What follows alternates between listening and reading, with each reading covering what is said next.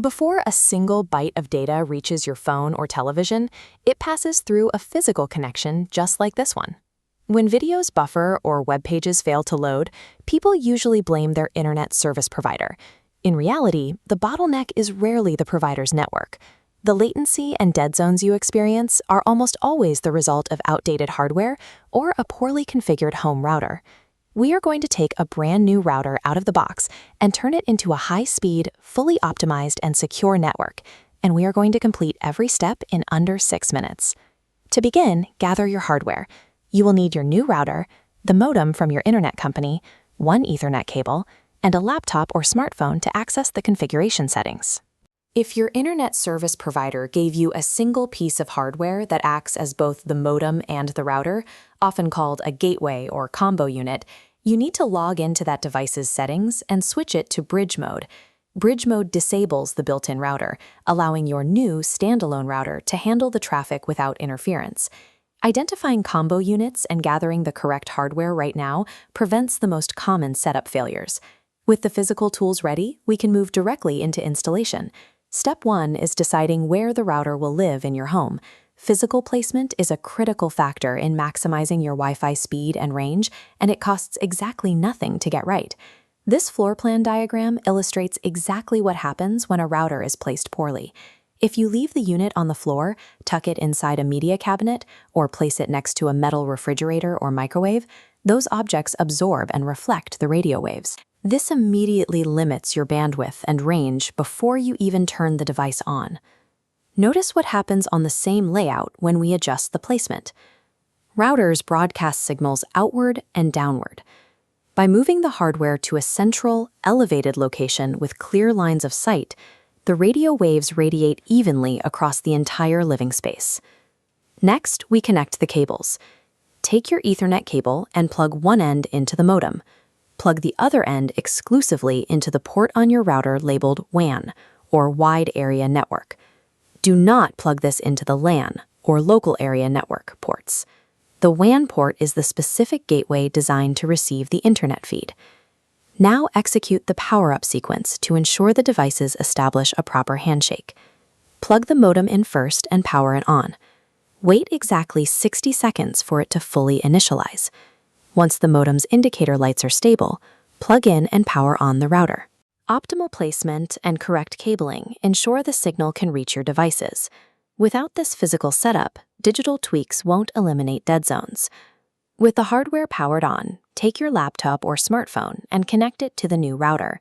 You can do this by plugging another Ethernet cable into a LAN port, or by connecting to the router's default unsecured Wi-Fi signal. Looking at this standard manufacturer sticker, which you will find on the bottom or back of your physical router, you will see a default IP address, along with an admin username and password. Open a web browser on your connected device. In the URL address bar at the top, type in that exact default IP address, which is typically something like 192.168.1.1, and hit Enter. This connects you directly to the router's local login screen.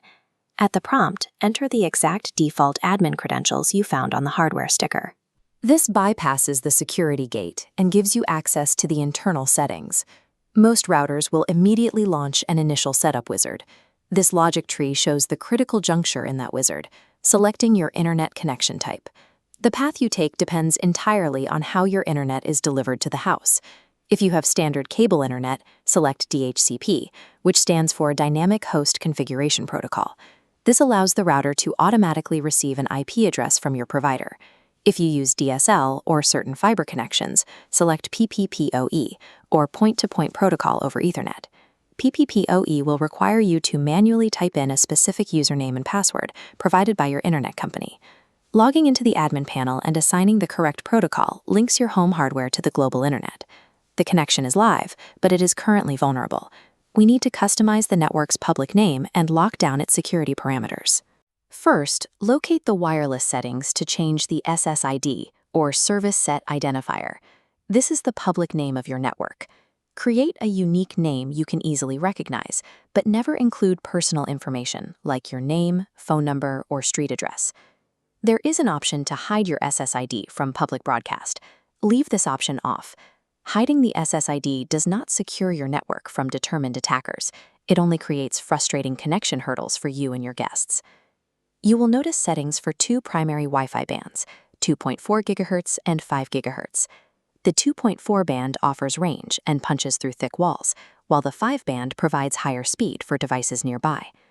Type the exact same SSID name into both the 2.4 and 5 GHz fields. Giving them identical names allows modern phones and laptops to seamlessly auto-switch between the two bands as you walk through your home, optimizing for either range or speed on the fly. Finally, look at this configuration screen for the security step. Open the Security Mode dropdown and select WPA3, Wi-Fi Protected Access 3, the newest encryption standard.